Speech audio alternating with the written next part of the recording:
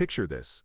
Dr. Sarah Martinez is standing in her pristine veterinary clinic at 2 a.m. watching a distraught woman cradle a barely breathing tabby cat. The woman's tears are streaming down her face as she begs Sarah to save her beloved pet. But Sarah takes one look at the woman's worn clothing and scuffed shoes, calculates the cost of emergency surgery in her head, and does something that will haunt her forever. She turns them away. What happened next didn't just destroy Sarah's reputation, it revealed a secret about her marriage that would change everything she thought she knew about love, loyalty, and what truly matters in life. Before we jump back in, tell us where you're tuning in from, and if this story touches you, make sure you're subscribed because tomorrow I've saved something extra special for you. Dr. Sarah Martinez had always prided herself on being different from other veterinarians. At 32, she ran the most exclusive animal hospital in Manhattan's Upper East Side, where celebrities and socialites brought their pampered pets for everything from diamond-studded collar fittings to organic spa treatments. Her clinic, Paws, was more luxury boutique than medical facility, complete with marble floors, crystal chandeliers, and a reception area that looked like a five-star hotel lobby. Sarah's own appearance matched her clinic's aesthetic perfectly. Her platinum blonde hair was always styled in an elegant chignon, her white coats were custom-tailored, and her makeup was flawless even during the longest surgeries. She had built her reputation not just on her veterinary skills, but on her ability to cater to New York's elite pet owners who expected the same level of service they received at their private clubs and exclusive restaurants.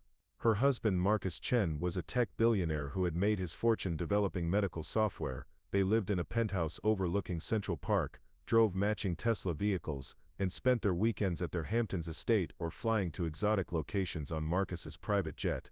To the outside world they were the perfect power couple, successful, beautiful and seemingly devoted to each other. But lately something had been shifting in their relationship. Marcus had been asking strange questions about her work, particularly about her patient policies and who she treated. He'd started volunteering at local animal shelters on weekends, something that puzzled Sarah since he'd never shown interest in charity work before. When she'd ask about his sudden philanthropic streak, he'd give vague answers about wanting to give back to the community. Sarah dismissed his new hobby as a midlife crisis phase. After all, Marcus was approaching 40 and had already conquered the business world. Perhaps he needed a new challenge to feel fulfilled. She was too busy managing her thriving practice to pay much attention to his weekend activities. The night that changed everything started like any other. Sarah had just finished treating a Persian cat belonging to a famous Broadway actress when her emergency line rang. The voice on the other end was panicked and desperate. A woman named Elena Rodriguez was calling about her cat, Whiskers, who had been hit by a car and was bleeding heavily. Sarah's policy was clear. Emergency cases required payment up front or proof of insurance coverage before treatment could begin. She quoted Elena the estimated cost of emergency surgery, nearly $8,000, and waited for the usual response from her wealthy clientele. Instead there was silence, followed by quiet sobbing. Elena explained that she was a single mother working 2 jobs, that Whiskers was her daughter's best friend, and that she had maybe $300 in her checking account. She begged Sarah to help, promising to pay whatever she could over time. Sarah had heard similar pleas before from people who had somehow gotten her emergency number, usually through referrals from other veterinarians who couldn't handle complex cases. Her standard response was always the same. She would recommend a lower-cost clinic across town, knowing full well that most emergency cases wouldn't survive the additional travel time. It wasn't personal, she told herself. It was business. Running a luxury practice meant maintaining certain standards, and those standards included a clientele that could afford premium care. But something about Elena's voice gave Sarah pause. Maybe it was the raw desperation, or the way Elena described her 8-year-old daughter waiting at home, praying for Whiskers to survive. Against her better judgment, Sarah found herself asking Elena to bring the cat in immediately. When Elena arrived at Paws, Sarah's doubts about her decision intensified. The woman looked exactly as Sarah had imagined, from her voice worn, tired, and clearly struggling financially. Her clothes were clean but faded, her shoes had seen better days, and she carried the cat in a cardboard box because she couldn't afford a proper care. Whiskers was in critical condition.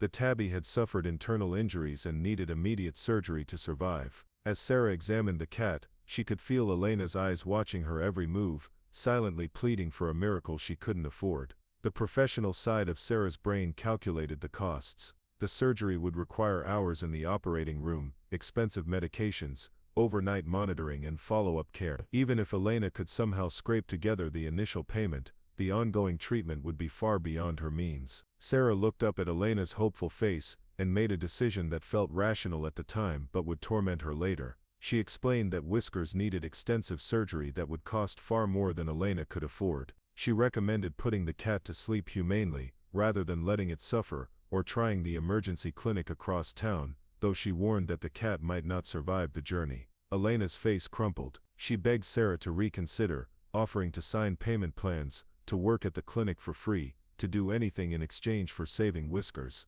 But Sarah had already made up her mind. She provided Elena with the address of the other clinic and watched as the heartbroken woman carefully lifted the cardboard box and walked back into the rainy night. As Elena's figure disappeared into the darkness, Sarah felt a strange hollowness in her chest. She told herself she had made the right business decision. She couldn't run a charity. Other veterinarians were better equipped to handle cases where payment was uncertain. She had a reputation to maintain and bills to pay, but sleep eluded her that night. She kept thinking about Elena's tear-stained face and the little girl waiting at home for news about her beloved pet. Sarah had never had children herself, but she could imagine the devastating conversation Elena would have to have with her daughter. The next morning, Sarah tried to push the incident from her mind by focusing on her scheduled appointments. She treated a poodle with anxiety issues, performed a routine checkup on a Russian blue belonging to a hedge fund manager, and consulted on a nutrition plan for an overweight bulldog whose owner was a famous chef. Between appointments, she found herself checking local veterinary networks and animal hospital websites, looking for any mention of a tabby cat named Whiskers. She told herself she was just curious about the outcome, not that she felt responsible for whatever had happened. Around noon, her receptionist Jennifer mentioned that there had been several calls that morning from journalists asking about Sarah's treatment policies.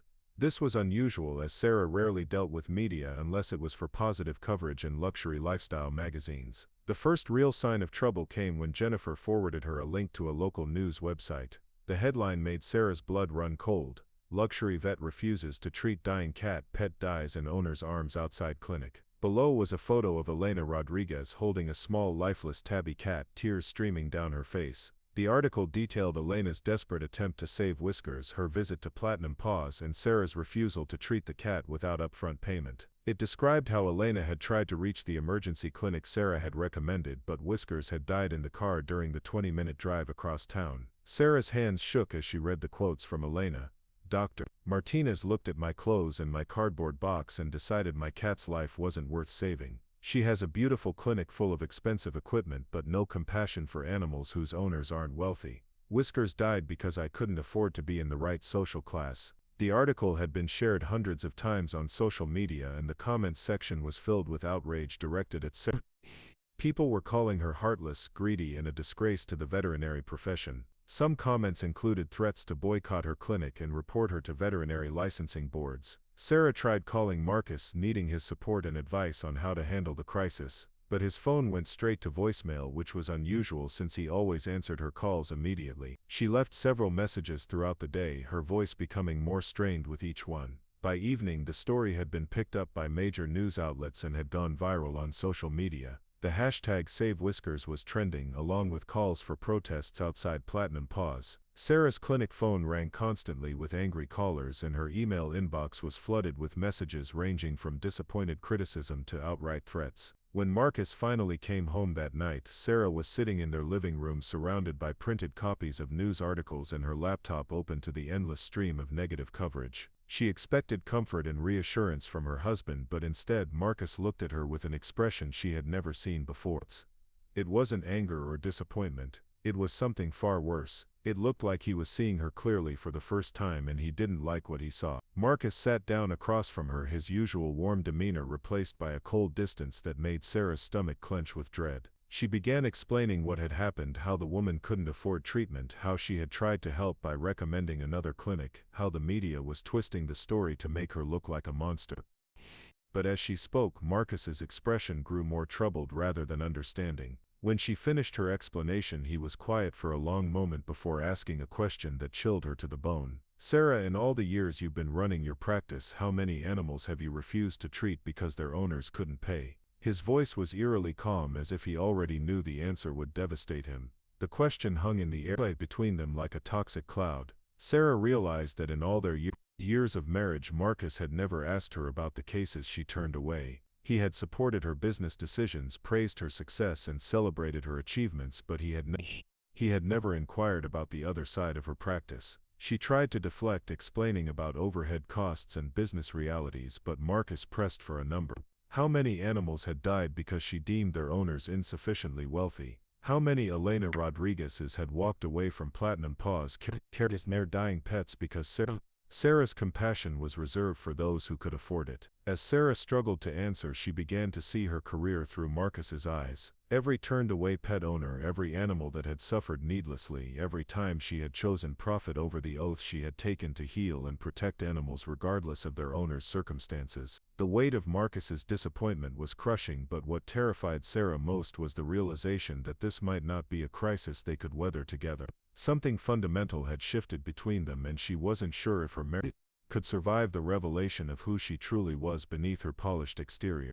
That night, Marcus didn't come to bed. Sarah found him the next morning sitting in his home office staring at his computer screen with dark circles under his eyes. When she approached him, he turned the monitor toward her without saying a word.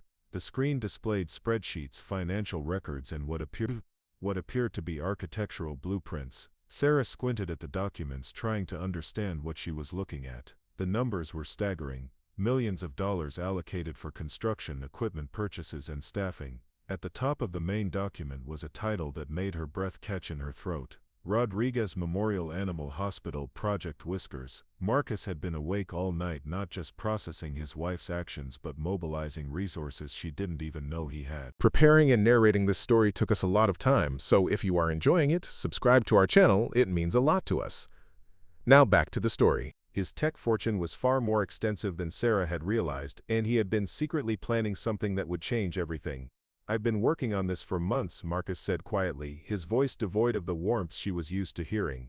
"I started volunteering at shelters because I wanted to understand what happened to animals whose owners couldn't afford private care. What I found broke my heart, Sarah. Do you know how many pets die every year simply because their families can't pay for treatment?" Sarah sank into a chair, still trying to process the magnitude of what she was seeing on the screen.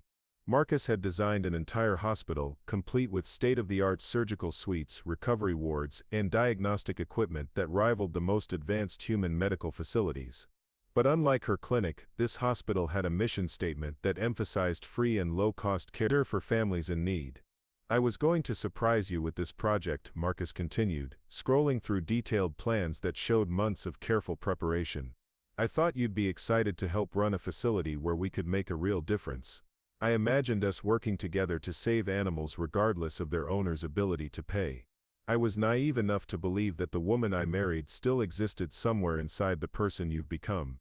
The words hit Sarah like physical blows. She tried to defend herself, to explain the pressures of running a business, the costs involved in maintaining a practice, the reality of veterinary economics. But Marcus wasn't interested in her justifications. He had seen something in her response to the Whiskers case that clarified everything he needed to know about their relationship. Over the following days, Sarah watched her world crumble in ways she never could have anticipated. The negative publicity from the Whiskers incident had destroyed her reputation among her wealthy clientele.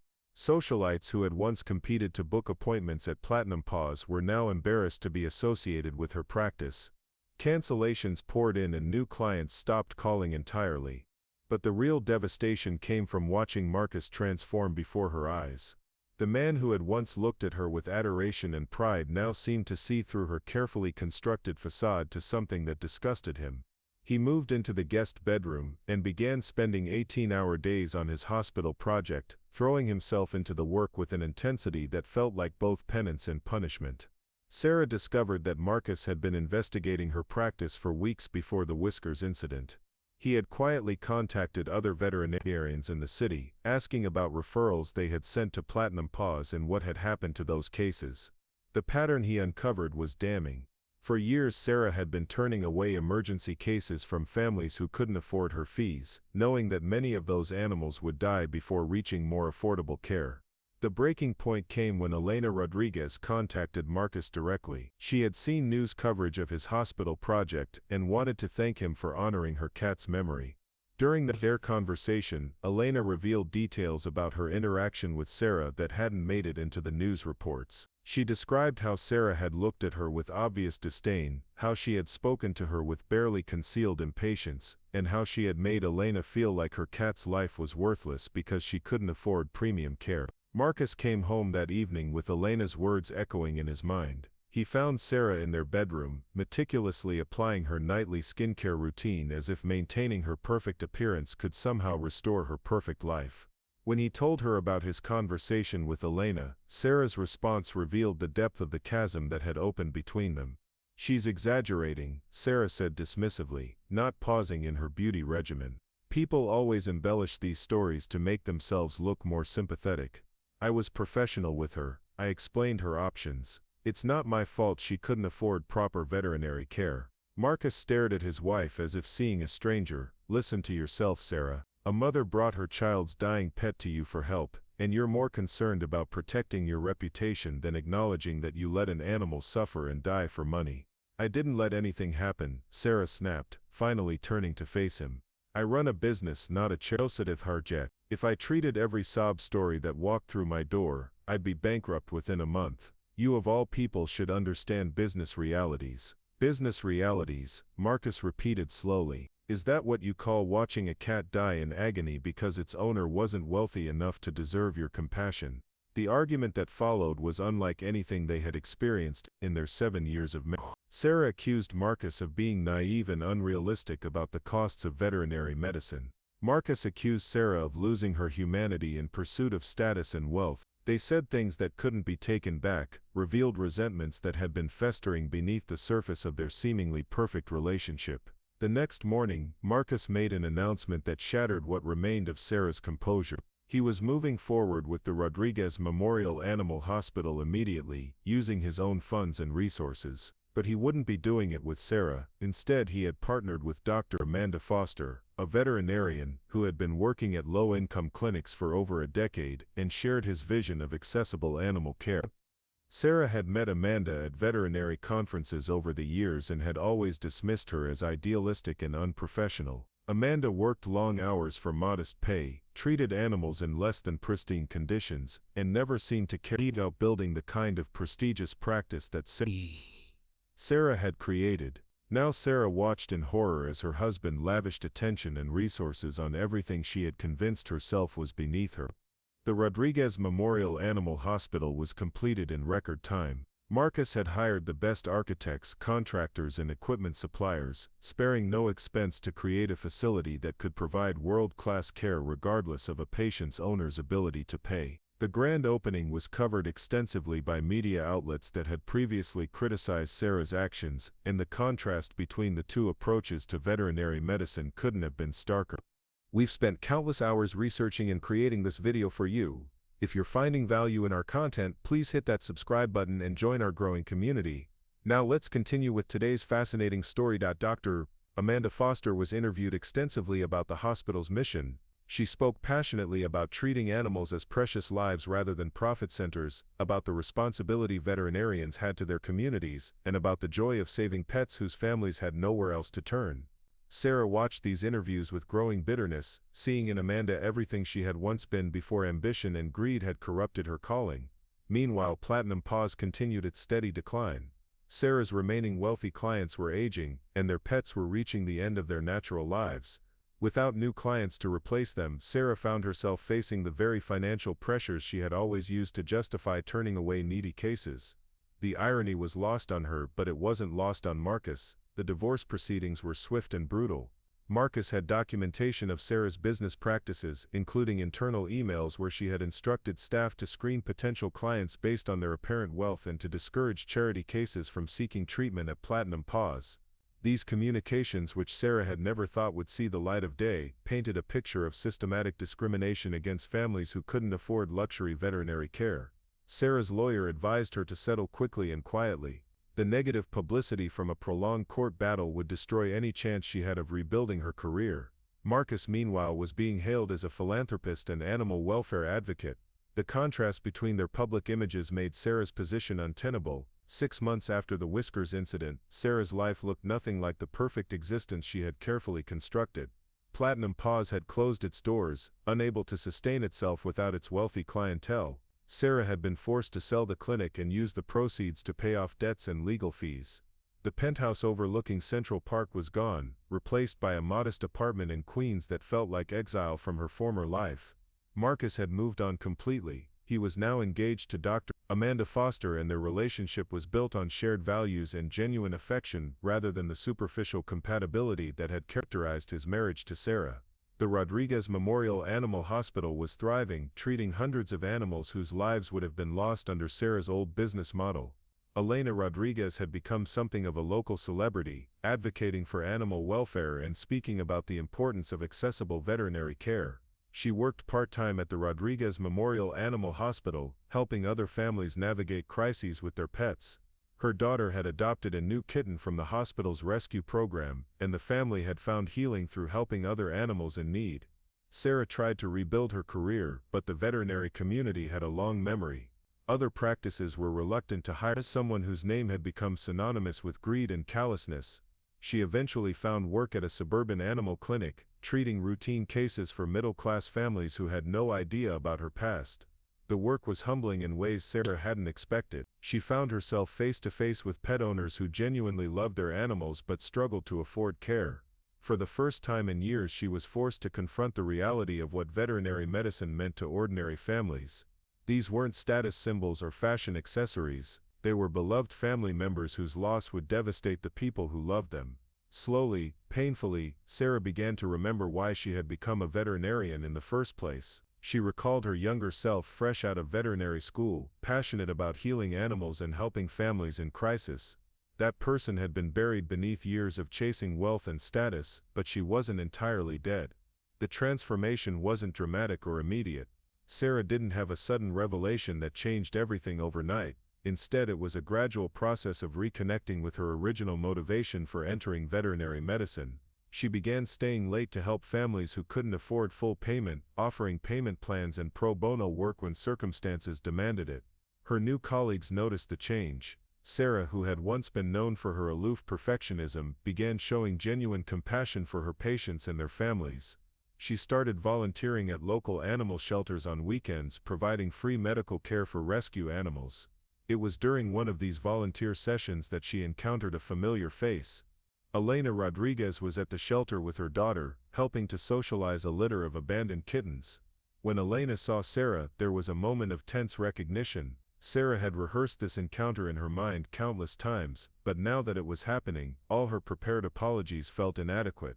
"Mrs. Rodriguez," Sarah said quietly, approaching the area where Elena was working with the kittens. "I know I have no right to ask for your time, but I need you to know how sorry I am about Whiskers. What I did was wrong, and I've thought about it every day since." Elena looked at Sarah for a long moment, perhaps seeing something in her former adversary that hadn't been there before. "Martinez," she said slowly, "I never expected to see you here." The conversation that followed was difficult but necessary. Sarah didn't make excuses or try to minimize her actions. She acknowledged the pain she had caused, the life she had failed to save, and the lesson she had learned far too late.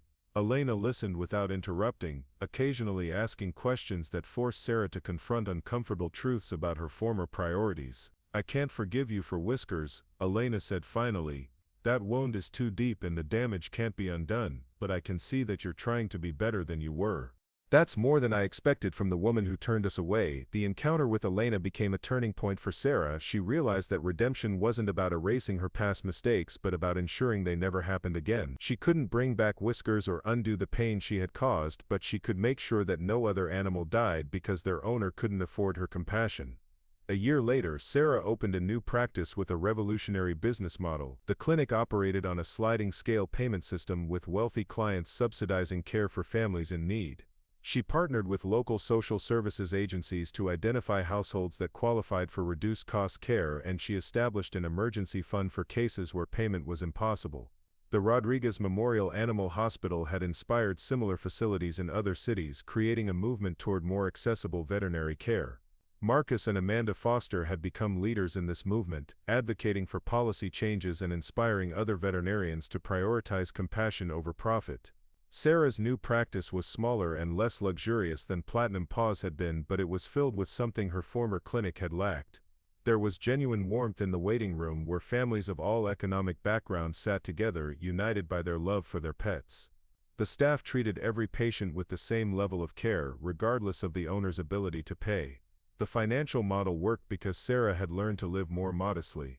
She drove a used car instead of a luxury vehicle, lived in a comfortable but not extravagant apartment, and found satisfaction in work rather than material possessions. The change in her priorities had transformed not just her practice but her entire approach to life. On a quiet evening in her new clinic, Sarah was finishing up paperwork when she received an unexpected visitor. Marcus stood in her doorway, looking around at the modest but welcoming space she had created. They hadn't spoken since their divorce was finalized, but he had heard about her new practice through mutual contacts in the veterinary community. "This is beautiful, Sarah," he said, and she could hear genuine admiration in his voice. "It's what I always hoped Platinum Paws could become." They talked for nearly an hour, catching up on their separate lives and reflecting on how much had changed since the Whiskers incident. Marcus told her about his engagement to Amanda and their plans to expand the network of accessible animal hospitals. Sarah shared her struggles and successes in rebuilding her career and reputation. "I'm proud of you," Marcus said as he prepared to leave. "I know that probably doesn't mean much coming from me, but I wanted you to know that I can see the person you've become. She's someone I could have stayed married to." The comment was bittersweet, acknowledging both the growth Sarah had achieved and the tragedy of how long it had taken her to find her way back to her true self. They would never reconcile as a couple, but they had found a way to respect each other as colleagues in the fight for animal welfare. Sarah's story became part of veterinary school curricula, used as a case study in professional ethics and the importance of accessibility in animal care. She was invited to speak at conferences about her transformation, sharing her experiences with young veterinarians who were just beginning their careers. The talks were never easy. Sarah had to repeatedly confront her past actions and acknowledge the harm she had caused. But she persisted because she knew that her story could prevent other veterinarians from making the same mistakes. She could help them understand that their oath to heal and protect animals didn't come with economic qualifications. Elena Rodriguez occasionally attended these presentations, adding her perspective as someone who had been harmed by the very attitudes Sarah warned against. Their relationship remained complicated, marked by mutual respect but also by the permanent scar of Whisker's unnecessary death. Elena's presence at these events served as a powerful reminder of the real-world consequences of veterinary discrimination. 2 years after opening her new practice, Sarah received a call that brought her story full circle. A young mother named Carmen was rushing to the clinic with her injured puppy, having heard that Sarah treated animals regardless of their owner's financial situation. The puppy had been hit by a car, and Carmen was sobbing into the phone as she described her pet's condition. "Please," Carmen begged, "I don't have much money, but this puppy is everything to my kids. I can't let him die." Sarah was already putting on her surgical scrubs as she assured Carmen that money would not be a factor in the puppy's treatment. "Bring him in immediately," she said. "We'll do everything we can to save him." As she prepared for the emergency surgery, Sarah thought about the journey that had brought her to this moment. She had lost her marriage, her wealth, and her status, but she had found something far more valuable. She had rediscovered her compassion, her purpose, and her connection to the sacred trust between veterinarians and the animals they serve. The puppy survived the surgery and went on to live a long, healthy life with Carmen's family. It was a small victory in the grand scheme of things, but it represented everything Sarah had learned about what truly mattered in her profession. Every life saved, every family kept whole, every act of compassion was a step toward redemption that could never fully erase her past but could build a better future. Sarah's transformation from an elitist veterinarian to a compassionate healer became a powerful example of how personal tragedy can catalyze profound change. Her story reminded the veterinary community that their profession was ultimately about service, not profit, and that the measure of a veterinarian's success should be the lives saved rather than the fees collected. The legacy of Whiskers, the little tabby cat whose death had started it all, lived on in every animal that received care because of the movement toward accessible veterinary medicine. Elena Rodriguez's decision to share her story, painful as it was, had created ripple effects that saved countless other pets and transformed an entire profession's approach to animal welfare. In the end, Sarah's story was one of loss and redemption, of falling from grace and finding a way back to purpose. It demonstrated that it's never too late to change, never too late to choose compassion over greed, and never too late to remember why we chose to heal in the first place. Up next, you've got 2 more standout stories right on your screen. If this one hit the mark, you won't want to pass these up, just click and check them out.